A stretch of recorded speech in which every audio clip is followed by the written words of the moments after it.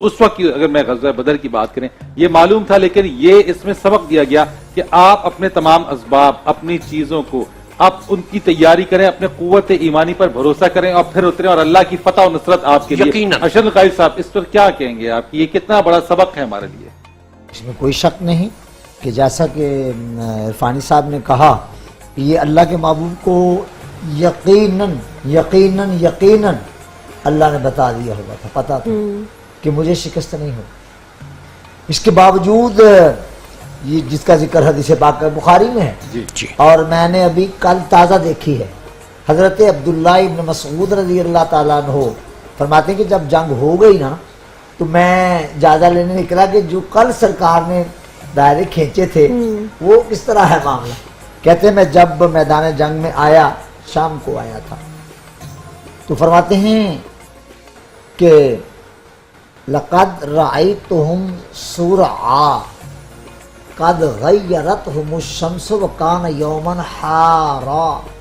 میں نے شام کو آگے جائزہ لیا، جہاں جہاں محبوب نے دائرے لگائے ہوئے تھے عین اس کے اندر 1 انچ دائیں بائیں نہیں، وہی مرے پڑے تھے۔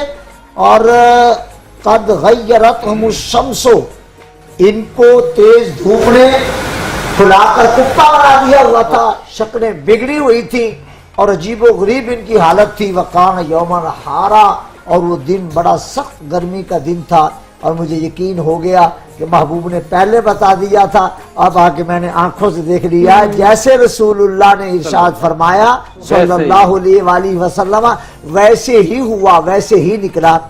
اور اس میں کوئی شک نہیں کہ رب تعالیٰ پر بھروسہ، اللہ پر توکل، اللہ کے ساتھ تعلق، ساری کائنات میں کسی کا تعلق ہو سکتا ہے اللہ سے، بلکہ ہمارا تو تعلق ہے ہی رسول اللہ کے وسیلے سے اللہ کے ساتھ۔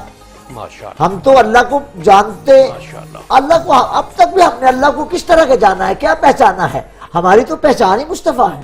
ہم نے تو رسول اللہ کو دیکھا، انہوں نے کہا اللہ ہے، ہم نے مان لیا، اس لیے کہ ان کے منہ سے کبھی غلط نہیں نکلا، اور آج تک رسول اللہ کے مبارک منہ سے نکلی بات کبھی غلط نہیں ہوئی اور قیامت تک کبھی غلط نہیں ہوگی۔